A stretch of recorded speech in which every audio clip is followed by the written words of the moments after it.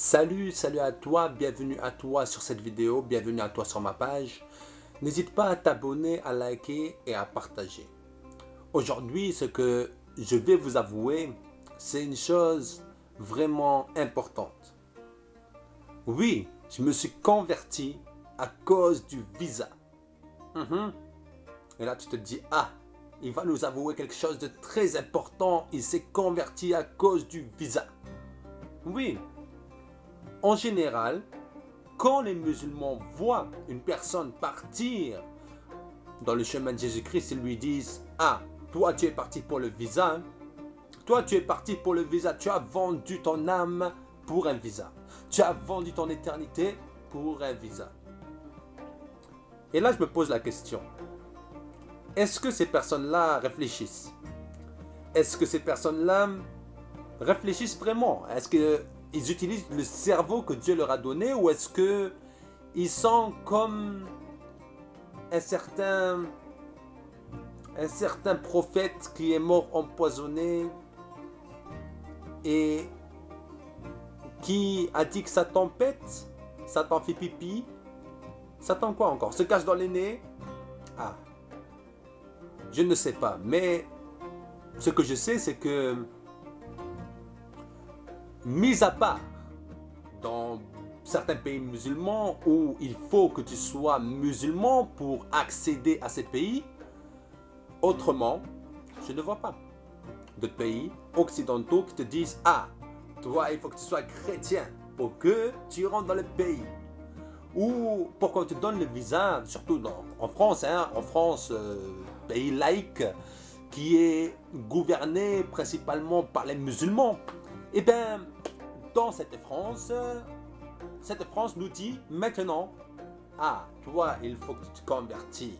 Tu acceptes Jésus-Christ maintenant, c'est une condition pour que tu aies les papiers, pour que tu aies le visa. Oui, je me suis converti pour un visa. Mais je vais te dire, pas le visa que tu crois dans ce monde-là. Tu penses que j'ai donné mon âme pour un visa en papier. Un visa de combien déjà? Un visa de 3 mois ou de 6 mois? Ou un visa touristique ou un visa de travail? Ou un visa étudiant? Si tu vois mon témoignage, tu vas voir que ma mère, elle est médecin. Mon père, chef d'entreprise, je n'ai pas besoin de visa, de me convertir pour venir en France pour le visa. Bon, on va maintenant voir les choses sérieuses. Imagine, dans ce monde, il y a un virus. Le virus là tue des milliards de personnes. Et puis, un jour, vient une personne et qu'elle te dit « Moi, j'ai l'antidote. Moi, j'ai l'antidote à ton virus. Tu ne vas pas mourir. Tu ne vas pas mourir. » Les personnes recherchent maintenant, est-ce que l'antidote est vraiment efficace? Est-ce que l'antidote que cette personne dit avoir est vraiment la solution? Et puis, lorsqu'il voit que vraiment cet antidote-là, c'est la solution à leur maladie, eh bien, ils vont maintenant prendre l'antidote. Maintenant, certains de ceux qui étaient malades et qui sont toujours malades, disent que les personnes qui sont parties voir l'antidote, prendre l'antidote, sont des personnes qui sont malades, qui ont vendu leur âme au diable, qui ont vendu leur âme pour un visa, etc., etc. Vous avez ici compris que le virus, c'est le péché. Le virus, on ne peut pas se défaire de cela. L'antidote, la personne qui a l'antidote, c'est Jésus-Christ. Et ceux qui vont à Jésus-Christ, alors ils sont soignés de leurs péchés. Ils sont pardonnés. Maintenant, libre à toi d'accepter cet antidote et d'être sauvé, d'avoir maintenant la vie éternelle auprès de Dieu, ou rester avec ta maladie, avec ton virus et partir en éternité avec Satan. Celui qui t'a dit maintenant que moi, j'ai vendu mon âme pour un visa. Voyons la parole de Dieu. L'Injil. Dans 1 Jean chapitre 5 verset 11 à 13, 1 Jean chapitre 5 verset 11 à 13, nous lisons au nom du Seigneur Jésus-Christ. Or, voici ce témoignage. Dieu nous a donné la vie éternelle et cette vie est dans son Fils. Celui qui a le Fils a la vie, celui qui n'a pas le Fils de Dieu n'a pas la vie.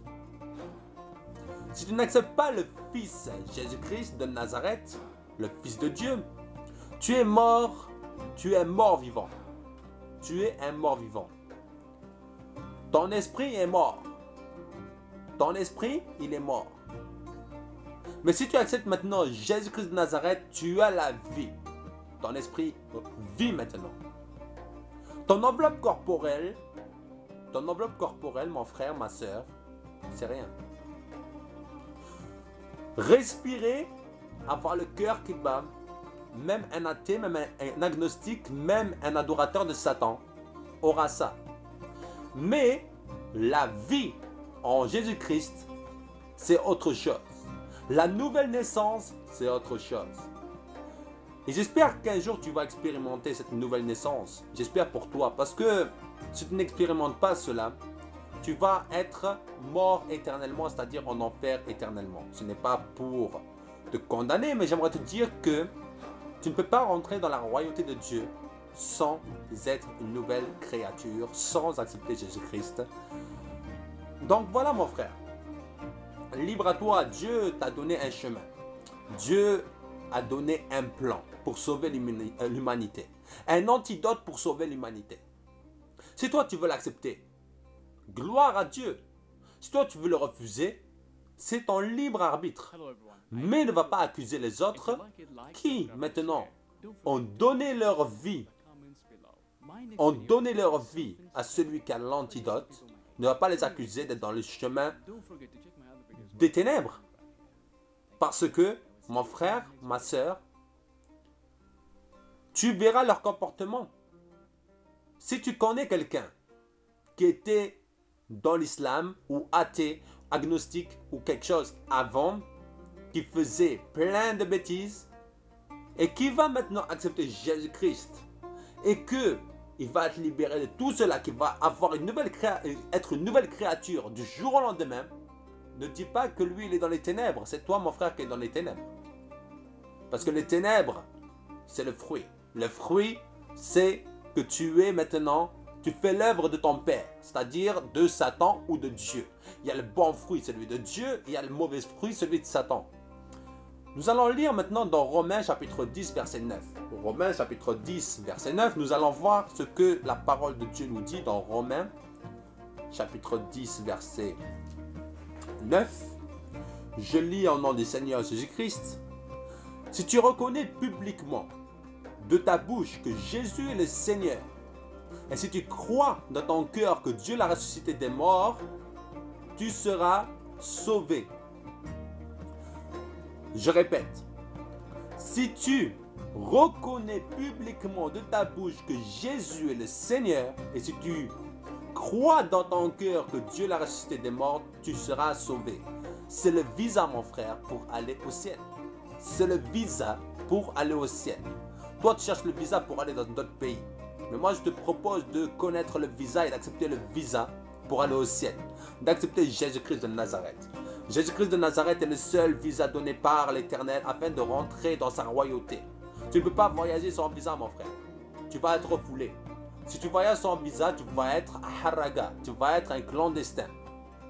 Mais Dieu, dans son royaume, il n'y a pas de clandestin. C'est-à-dire que toi, mon frère, ma soeur, si tu n'acceptes pas maintenant de prendre le visa de Jésus-Christ, tu seras rejeté avec Satan. Là où ils sont, les clandestins, ceux qui veulent entrer au royaume de Dieu sans accepter le plan de l'Éternel en Jésus-Christ. Libre à toi de choisir ce que tu veux. Nous allons lire Hébreux chapitre 7 verset 25. Hébreux chapitre 7 verset 25.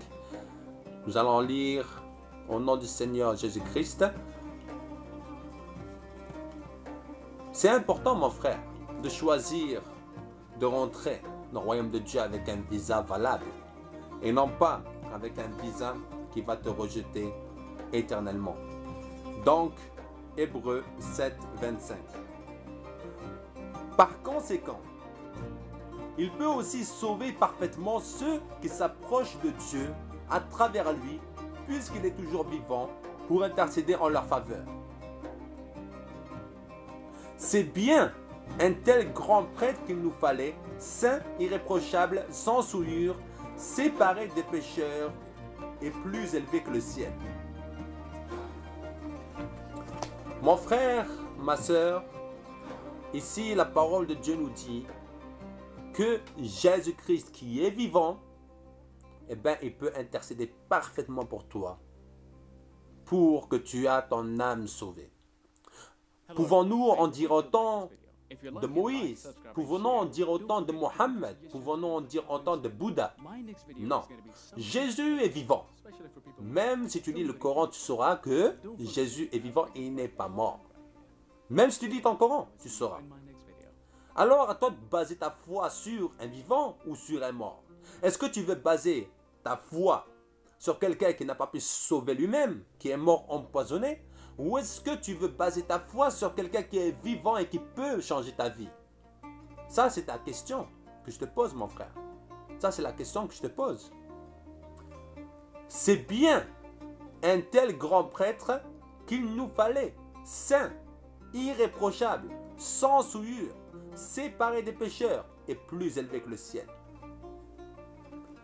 Pouvons-nous dire autant de Mohammed? Saint? Non. Irréprochable? Non. Sans souillure? Non. Séparé des pécheurs? Non. Et plus élevé que le ciel? Non. Il y a une seule personne qui est comme cela. Et c'est Dieu, c'est Jésus-Christ de Nazareth, qui, mon frère, ma soeur, est ainsi. Il est venu dans ce monde, sur cette terre, là où tu marches. Il a été saint, irréprochable. Même quand on cherchait des raisons de le faire mourir, il n'en trouvait pas. Mais ils l'ont tué parce que la prophétie devait se réaliser. Sans souillure. Séparé des pécheurs. Il n'a commis aucun péché, sans souillure. Il n'y a pas d'homme pareil. Il n'y a aucun homme pareil que lui. Et plus élevé que le ciel. Plus élevé que le ciel. Mohammed est en dessous de terre. Il est là. Tu vas à Médine, tu vas le voir. Bouddha, ses ossements sont dans le monde entier. Moïse, ses ossements sont sur terre. Mais Jésus, ses ossements, où sont-ils? Il n'y en a pas. Au ciel, mon frère. Au ciel. Ils sont là. Au ciel. Alors, mon frère, libre à toi de choisir qui tu veux suivre. Libre à toi. Dieu ne t'a jamais obligé de choisir un chemin, mais Dieu t'a conseillé de choisir Jésus-Christ. Dieu ne t'a jamais dit, je t'oblige aujourd'hui à devenir chrétien, à suivre Jésus-Christ. Mais Dieu t'a dit, si tu veux la vie éternelle, choisis Jésus-Christ. Si tu veux la vie éternelle, choisis Jésus-Christ et tu auras la vie éternelle. Si tu veux la mort éternelle, il y a plusieurs chemins, mon frère. Plusieurs chemins. Tu peux choisir lequel tu veux. Dans Romains chapitre 8, versets 38 à 39. Romains chapitre 8, versets 38 à 39, nous allons lire au nom du Seigneur Jésus-Christ de Nazareth.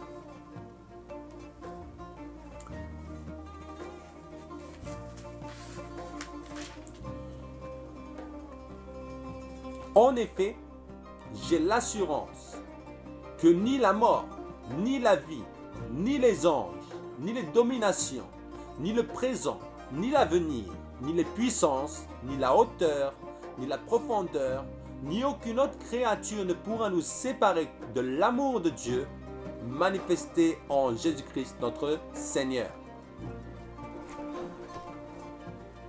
Tu peux me dire ce que tu veux. Tu peux raconter ce que tu veux. Mais sache une chose, c'est que moi, j'ai vu l'amour de Dieu en Jésus-Christ. L'amour de Dieu qu'il a envoyé pour nous, Jésus-Christ de Nazareth a fait mourir pour nous afin que nous soyons réconciliés avec lui. Voici l'amour de Dieu. Et toi, ton Allah a fait quoi pour toi? Et toi, ton Bouddha a fait quoi pour toi? Et toi, ton Moïse a fait quoi pour toi? Rien du tout. Mais Dieu a fait en sorte, mon frère, d'envoyer Jésus-Christ, de venir sur terre afin de mourir pour nos péchés, afin que nous soyons maintenant réconciliés avec lui et que nous ayons la vie éternelle. C'est à toi maintenant de choisir ton camp. Moi, je ne suis pas là pour t'obliger. Je ne suis pas là pour te dire, voilà, tu choisis ce camp. Voilà, tu choisis ce camp. Moi, je suis là simplement pour te dire, te conseiller et te proposer de chercher toi-même le chemin, mais non pas en se basant sur les hommes, mais en se basant sur Dieu. Demande à Dieu, qu'est-ce que tu attends de demander à Dieu de toi aussi? Qu'il te donne le visa de la vie éternelle, de te montrer comment l'obtenir. Et si tu n'es pas hypocrite, si tu n'es pas quelqu'un qui n'a pas le cœur disposé ou qui veut renforcer son cœur à Dieu, eh bien tu connaîtras que Jésus-Christ, c'est lui qu'il faut suivre. Bouddha a parlé de Jésus-Christ. Moïse a parlé de Jésus-Christ. Mohamed a parlé de Jésus-Christ. Tous les hommes ont parlé de Jésus-Christ. Tous les prophètes ont parlé de Jésus-Christ. Pourquoi? Parce que il est plus haut que tous les autres. Il n'y a pas d'autre qui est pareil que lui. Il n'y a pas d'autre. Alors mon frère, ma soeur, que Dieu t'éclaire et que Dieu te dirige sur son droit chemin, afin que toi aussi, tu aies droit à l'arbre de la vie éternelle. Et là, tu seras avec moi dans le royaume de Dieu. Tu seras avec moi dans le royaume de Dieu. Et là, nous pourrons voir Dieu. Nous pourrons être avec Dieu dans son royaume. Alors mon frère, passe une agréable journée, soirée, fin de soirée, peu importe l'heure à laquelle tu es. Mais j'aimerais te dire que il n'est pas trop tard pour te repentir et pour accepter Jésus-Christ de Nazareth dans ta vie. Allez, bye bye, sois béni.